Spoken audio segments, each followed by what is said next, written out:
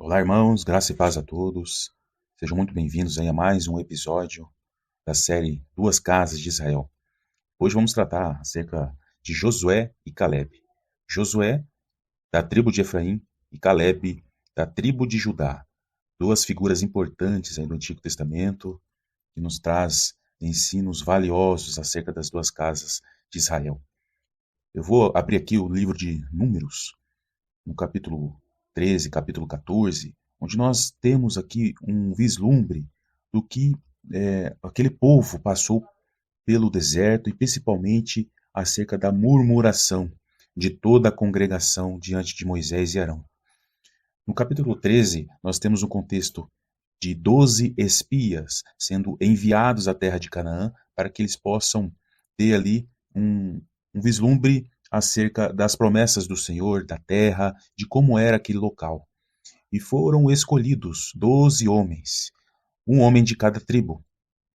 Então, eles passaram por aquela terra e, ao cabo de 40 dias, voltaram de espiar a terra, como está escrito aqui em Números 13, no verso 25. 40 dias também é uma expressão profética, porque vai também se relacionar com o período em que o povo permaneceu no deserto, que foram de 40 anos. Então, nós temos esse apontamento profético, porque vai também se relacionar com o trabalhar do Senhor a partir da morte e ressurreição de Jesus Cristo até a sua volta. Nós podemos aí discernir uma lacuna de 2000 anos, ou seja, 40 jubileus. Então, essa expressão de 40 dias, 40 anos, também vai se relacionar com o trabalhar de Deus até os dias de hoje, 40 jubileus. E ao cabo de 40 dias, esses 12 espias retornaram da terra, e 10 deles começaram a murmurar, a falar coisas que desagradaram ao Senhor, testificando que de fato era uma terra boa, que manava leite, mel, mas que os filhos de Israel não tinham condições de tomar posse daquela terra. E eles disseram acerca de gigantes que estavam lá e eram muito poderosos. E isso infamaram o coração dos filhos de Israel. No capítulo 14, nós temos aqui a menção de que toda a congregação lamentou, chorou e murmuraram contra Moisés e Arão. E toda a congregação lhes disse: tomara tivéssemos morrido na terra do Egito, ou mesmo neste deserto. E uns diziam para os outros: levantemos um capitão e voltemos para o Egito. O povo estava decidido retornar para a terra do Egito. Foi então que Josué e Caleb se posicionaram diante da congregação. Eles rasgaram as suas vestes e falaram a toda a congregação dos filhos de Israel, dizendo: a terra pelo meio da qual passamos a espiar é terra muitíssimo boa.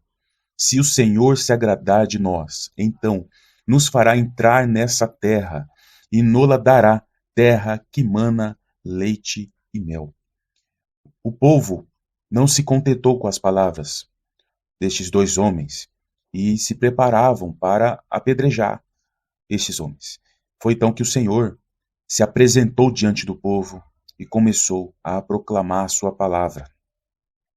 E uma das palavras o Senhor declarou assim: nenhum dos homens que tenham visto a minha glória e os prodígios que fiz no Egito e no deserto, todavia me puseram à prova já 10 vezes e não obedeceram à minha voz. Até quando sofrerei esta má congregação que murmura contra mim? Tenho ouvido as murmurações que os filhos de Israel proferem contra mim. Dize-lhes: por minha vida, diz o Senhor, que como falastes aos meus ouvidos, assim farei a vós outros. Neste deserto cairá o vosso cadáver, como também todos os que vós foram contados segundo o censo, de 20 anos para cima, os que dentre vós contra mim murmurastes. Não entrareis na terra a respeito da qual jurei que vos faria habitar nela, salvo Caleb, filho de Jefoné, e Josué, filho de Num. E de fato, nós encontramos nas Escrituras diversas passagens onde o povo murmurava, colocava Deus à prova e pecava contra o Senhor. nesta trajetória do deserto. E uma passagem muito interessante e enigmática acerca desta trajetória se encontra no livro de Números, capítulo 33, onde nós encontramos aí 42 pontos de parada, onde o povo passou e o Senhor deixou ali registrado os nomes de cada uma dessas 42 paradas. E analisando aqui o significado de cada nome, nós podemos extrair destes lugares, destes nomes, mensagens do Senhor que vão endossar toda essa trajetória, o comportamento do povo e principalmente a importância de Josué e Caleb nessa trajetória, onde eles passaram também por estes 42 lugares e eles passaram e entraram na terra de Canaã. Então, nós vamos começar aqui no capítulo 33 de Números, onde nós vamos encontrar o primeiro lugar, que é Ramsés, o lugar onde o povo se encontrava escravizado pelo Egito. Aqui, Ramsés é uma palavra que significa filho do sol, uma cidade construída naquela região de Gósen, um símbolo da escravidão. Em Êxodo, capítulo 1, verso 11, diz que Ramsés foi uma das cidades armazéns, onde o povo hebreu trabalhou de maneira muito forte, muito intensa, e isso faz alusão de um propósito do Senhor de arrancar os filhos de Israel deste lugar de escravidão, deste lugar totalmente tomado pela idolatria, visto que Ramsés, filho do sol, vai associar com o deus Ra, o principal deus dos egípcios, o deus que vai apontar para o deus Sol, e o Senhor tirou-os deste lugar. No verso 3 do capítulo 33 diz que no 15º dia do primeiro mês, ou seja, no dia seguinte da Páscoa, saíram os filhos de Israel corajosamente aos olhos de todos os egípcios. E o Senhor o chamou para sair da terra do Egito, dessa terra de escravidão, e eles foram exatamente para Sucote. Olha só, que interessante. O Senhor, já no segundo lugar, o Senhor já demonstrou para eles uma promessa, a promessa de tabernacular com o povo de Israel. Porque Sucote vai apontar para tendas, significa tendas, e tendas nós sabemos pelas solenidades bíblicas que é tabernáculos, a 7ª solenidade bíblica, e muito importante porque vai apontar para a libertação, vai apontar para o reino milenar, vai apontar para a soltura do povo desta terra totalmente tomada pela idolatria. E o Senhor evidencia o propósito para este povo de tabernacular. As festas nos ajudam a esclarecer isso. Enquanto a Páscoa aponta para o novo nascimento, o início desta caminhada que o povo estava passando vai apontar para um novo nascimento da fé. E tabernáculos aponta para o desfecho, para a gloriosa promessa do Senhor, preparada para os santos. Veja como esta mensagem também se aplica a nós. Toda a nossa trajetória de fé requer esforço e muito trabalho. Isso se conecta com o terceiro local por onde o povo passou, que é Etã. Significa com eles a relha de arado, o ponto que se encontra diante de um deserto, diante de uma provação. Então requer de nós trabalho, esforço. E o quarto lugar que eles passaram foi Pi-Hairote, o lugar onde cresce o caniço. Então aí começou aí a passar uma mensagem de que neste lugar de provação existiriam caniços, existiriam pessoas que não tinham flexibilidade com relação ao trabalhar de Deus, não eram flexíveis. Isso vai associar com a parábola do joio e do trigo, onde o joio não tinha frutos, e ele estava ereto, ele não se inclinava, permanecia imóvel e ereto. Todavia, o trigo com os frutos pesavam, e o trigo, no momento em que estava maduro, ele se inclinava, ele era flexível. Isso faz muito sentido com a mensagem do Senhor acerca da dura cerviz do povo nesta trajetória do deserto.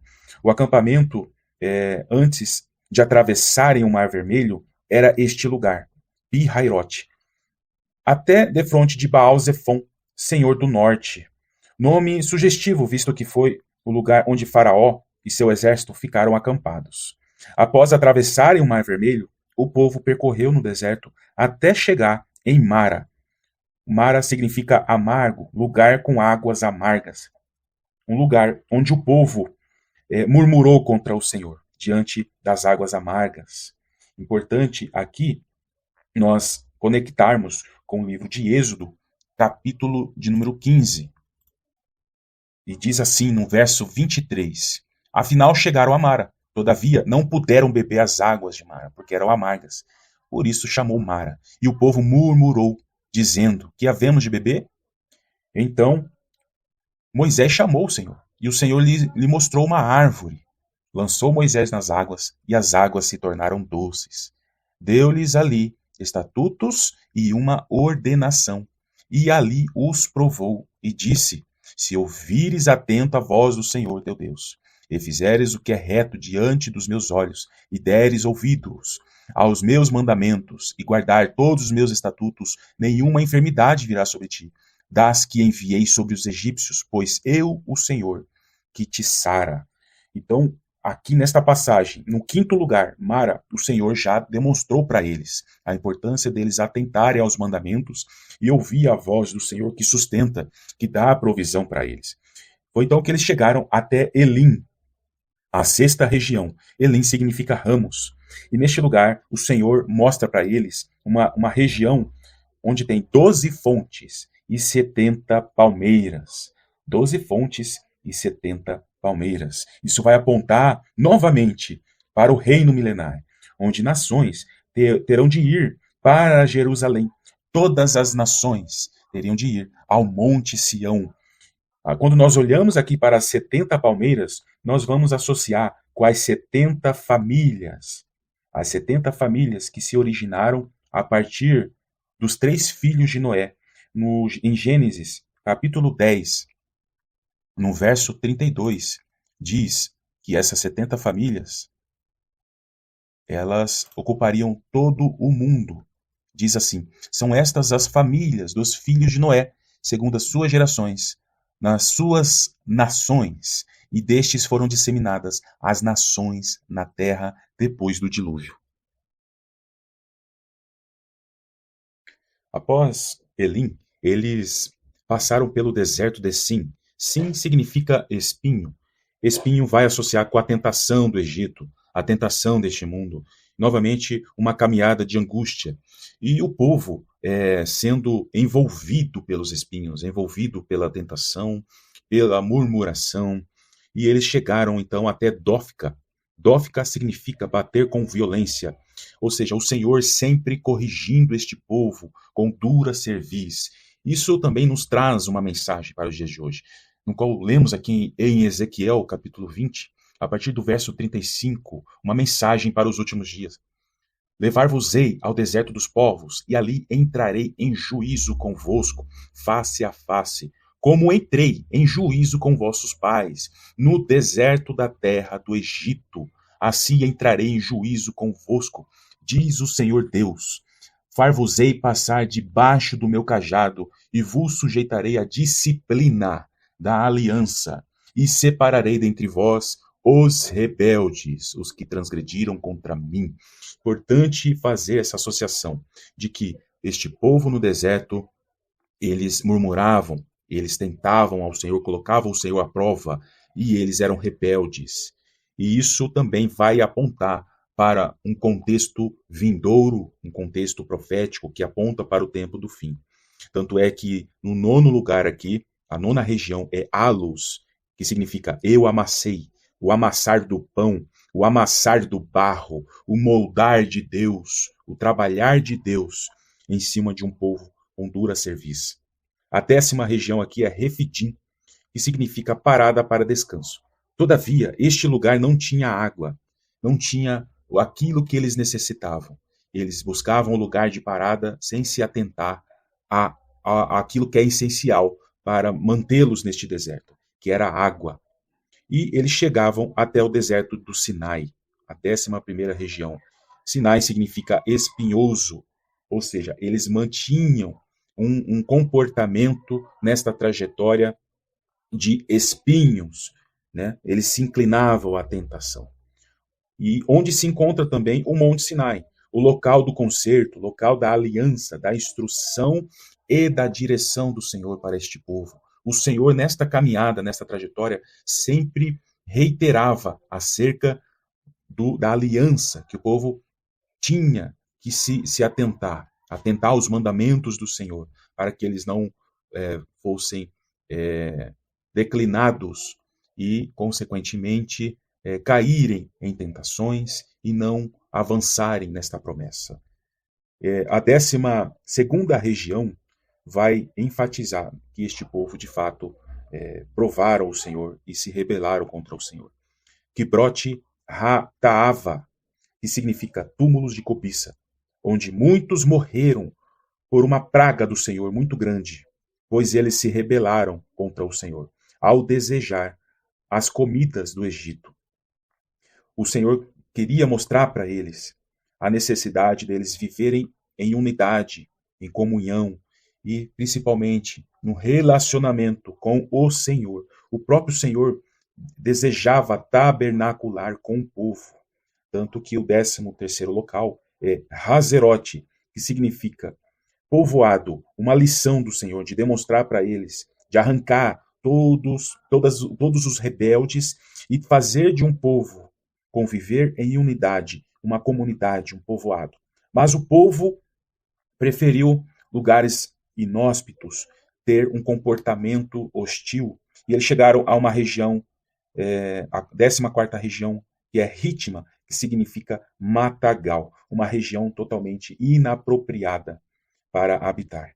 E eles avançaram novamente e chegaram a Rimon Pérez. Rimon Pérez significa romã de brecha, rachado, um fruto rachado, um fruto machucado, inapropriado para o consumo. Uma mensagem também muito nítida, né? Aqueles que de fato estão com o Senhor apresentam frutos que realmente são apropriados para alimentar aquele que está ao lado, mas o povo, né, passou a produzir frutos inapropriados para o consumo.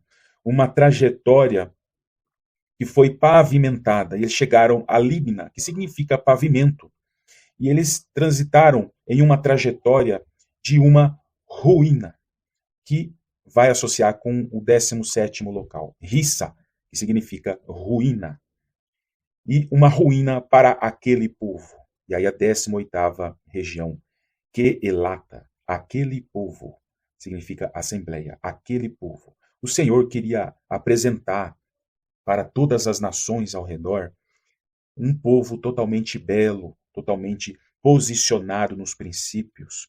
E daí, por isso, Sefer, que significa beleza. O povo tinha que transmitir maravilhas, tinha que transmitir a presença do Senhor. Mas o povo preferiu Harada, que significa medo, temor. O povo quis manter distância do Senhor. Ao invés de transmitir beleza para os povos, aquele povo de Israel, se afastou do Senhor. Estava com medo do Senhor. E o Senhor foi demonstrando para eles mensagens, correções, em todos os lugares. Eles chegaram até Maquelote, que significa lugar de assembleia, lugares por onde o povo passava. E eles tinham lugares em onde o Senhor sempre ensinava acerca das Escrituras, dos mandamentos. E eles chegaram até Taate. Taate significa parada. E eles paravam, muitas das vezes. O povo parava e também demorava. Portanto, o lugar onde mostra essa mensagem. Terá significa demora. Ou seja, eles demoravam, eles procrastinavam o cumprimento do propósito. E o propósito era Canaã. Canaã, onde uma terra que emana leite e mel. O Senhor sempre reiterando para eles uma promessa de uma terra que havia doçura, mel. E Mítica traz essa associação, porque Mítica significa doçura. Vai reiterar para uma promessa, leite e mel em abundância. E eles passavam por Asmona. Asmona significa abundância. Então, reiterando a promessa do Senhor para uma terra prometida para este povo. O Senhor o chamou para uma valiosa aliança. E eles chegaram a Moserote. Moserote significa vínculos. E isso vai fazer lembrar da aliança que o Senhor fez para o povo. Mas eles se tornaram filhos da distorção. Vai chegar ao 27º lugar. Significa Bene Jaacã, filhos da distorção.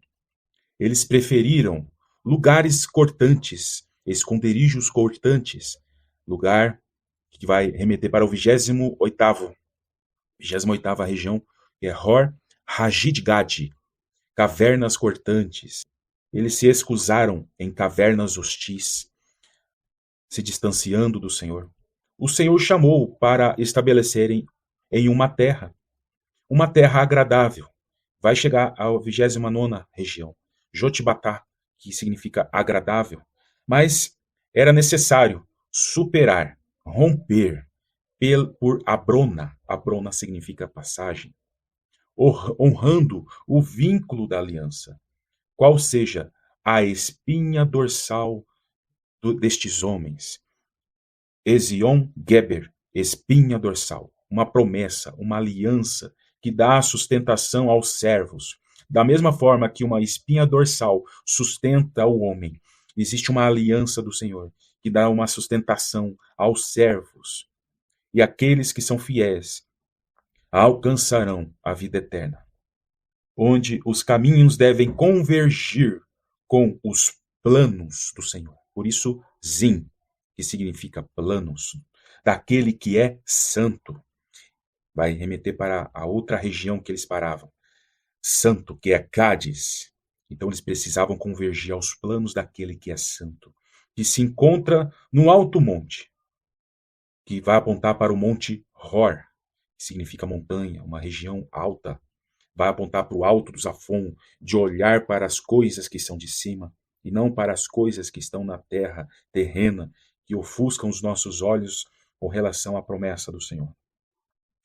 Todavia o povo preferiu passar por sombras. Daí então a região de Zalmona. Passaram por sombras, depararam diante de trevas. Daí a região Onom. E essas trevas tomaram a vida de cada um deles. E os seus odres, que vai apontar para Obote, não suportaram. Os odres se esvaziaram e se tornaram em ruínas nesta travessia.